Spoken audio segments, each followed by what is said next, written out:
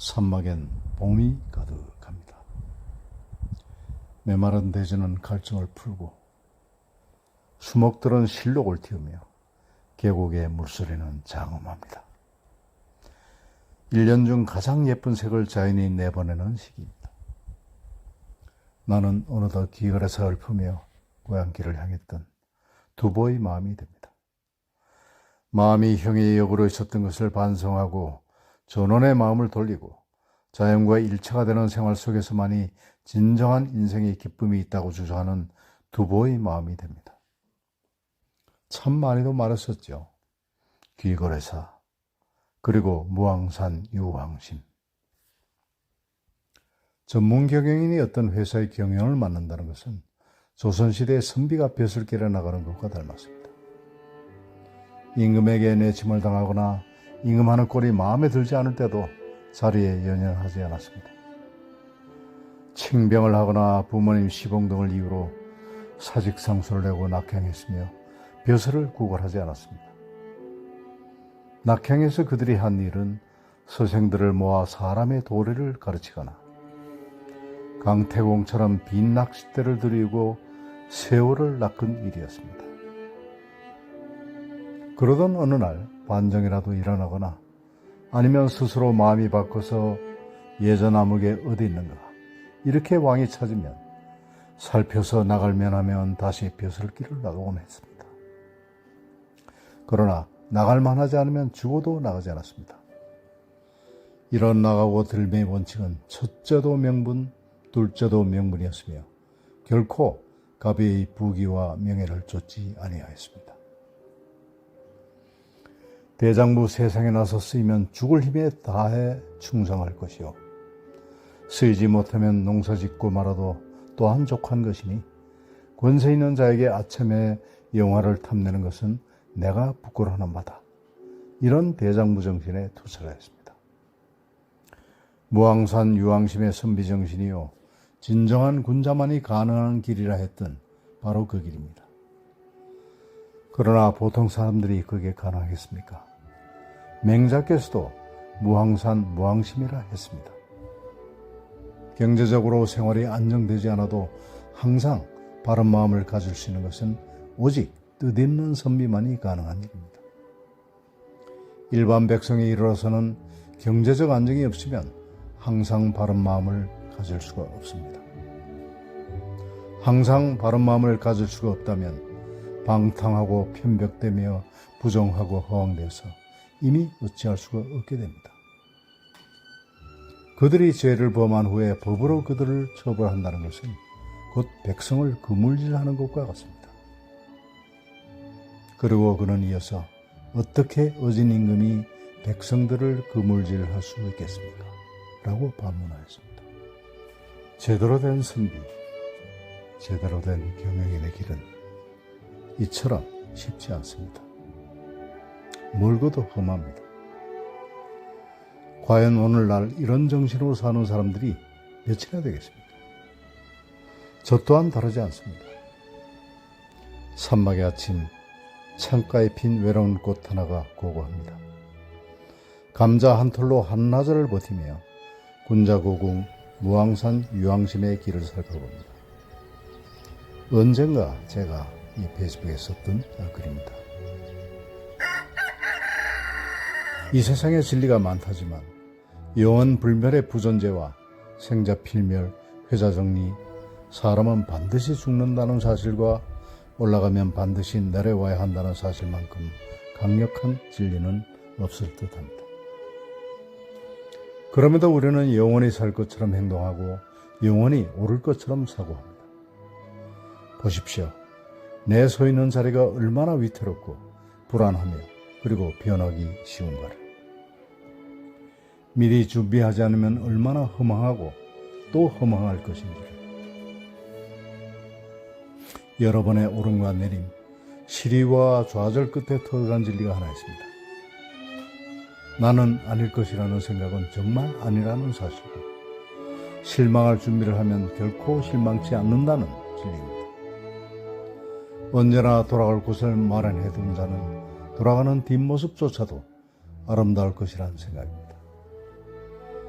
30여 년의 사장생활은 선배의 벼슬길을 닮았다고 생각하며 오늘도 마음을 내립니다. 이럴 때 시 한 수는 위안이요 축복입니다. 귀거래사, 참 많이도 읊고 또 많이도 인용하고 했던 도연명의 시입니다. 이 시는 도연명이 41세 때, 그때 가을 팽택의 혈령을 그만두고 향리인 심양으로 돌아왔을 때의 작품입니다. 13년간에 걸친 관리생활의 종지부를 찍고 향리로 돌아가서 은자로서의 생활로 돌아간다는 선언적 의미를 가진 작품입니다. 지금까지의 관리생활은 마음이 형의 역으로 있었던 것을 반성하고 전원의 마음을 돌리고 자연과의 일체가 되는 생활 속에서만이 진정한 인생의 기쁨이 있다고 주장한 것입니다. 귀거래해 전원 장무 호불 돌아가자. 장차 전원이 황폐해지려 하는데 어찌 돌아가지 않겠는가. 지금까지는 고귀한 정신을 육신의 노예로 만들어버렸다. 어찌 슬퍼하여 서러워만 할 것인가. 이미 지난 일은 탓해야 소용없음을 깨달았다. 앞으로 바른 길을 쫓는 것이 옳다는 것을 깨달았다. 내가 인생길을 잘못 들어 헤맨 것은 사실이나 아직은 그리 멀지 않았다. 이제는 깨달아 바른 길을 찾았고 지난날의 벼슬살이가 그릇된 것이옴을 알았다. 배는 흔들흔들 가볍게 흔들리고 바람은 한들한들 오켓을 스쳐가네. 길손에게 고향이에서 얼마나 머냐 물어보며 새벽빛이 희미한 것을 한스러워한다. 마침내 저 멀리 우리 집 대문과 처마가 보이자 기쁜 마음에 급히 뛰어간다. 머스마의 길에 나온 나를 반기고 어린 것들이 대문에서 손 흔들어 나를 맞는다. 뜰 안의 세 갈래 길은 잡초가 무성하지만 소나무와 국화는 아직도 꿋꿋하다. 어린 놈 손잡고 방에 들어오니 언제 비었는지 항아리엔 향기로운 술이 가득하고 술단지 끌어당겨 나 스스로 잔에 따라 마시며 뜰의 나뭇가지 바라보며 웃음 짓는다. 남쪽 창가에 기대어 마냥 의기양양해하니 무릎 하나 드릴 만한 작은 집이지만 이 얼마나 편한가. 날마다 동산을 걸으며 즐거운 마음으로 바라본다. 문이야 달아놓았지만 찾아오는 이 없어 항상 열려있다. 지팡이에 늙은 몸 의지하며 발길 묻는 대로 쉬다가 때때로 머리 들어 먼 하늘을 바라본다. 구름은 무심히 산골짜기를 돌아 나오고 날개에 지친 새들은 둥지로 돌아올 줄 안다. 저녁빛이 어두워지며 서산에 해가 지려 하는데 나는 외로운 소나무를 어루만지며 서성이고 있다. 돌아왔노라. 세상과 사귀지 않고 속세와 단절된 생활을 하리라. 세상과 나는 서로 인연을 끊었으니 다시 벼슬길에 올라 무엇을 구할 것이 있겠는가. 친척들과 정담을 나누며 즐거워하고 검문고를 타고 책을 읽으며 시름을 달리란다. 농부가 내게 찾아와 봄이 왔다고 알려주니 앞으로는 서쪽 밭에 나가 밭을 갈련다. 혹은 장식한 수레를 부르고 혹은 한 척의 배를 저어 깊은 골짜기의 시냇물 찾아가고 험한 산을 넘어 언덕을 지나가리라. 나무들은 즐거운 듯 생기 있게 자라고 샘물은 졸졸 솟아흐른다. 만물이 때를 얻어 즐거워하는 것을 부러워하며 나의 생이 머지않았음을 느낀다. 아, 이제 모든 것이 끝이다. 이 몸이 세상에 남아있을 날이 그 얼마이다. 어찌 마음을 대전의 섭리에 맡기지 않으며 이제 새삼 초조하고 황망스러운 마음으로 무엇을 욕심낼 것인가. 돈도 지위도 바라지 않고 죽어 신선히 사는 나라에 태어날 것도 기대하지 않는다.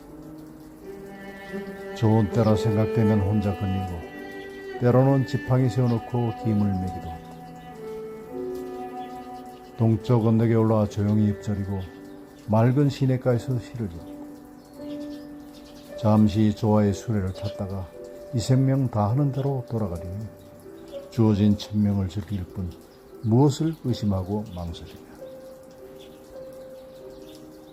이상 도연명의 기거래사였습니다. 그동안 많은 기거래사를 읽었었죠.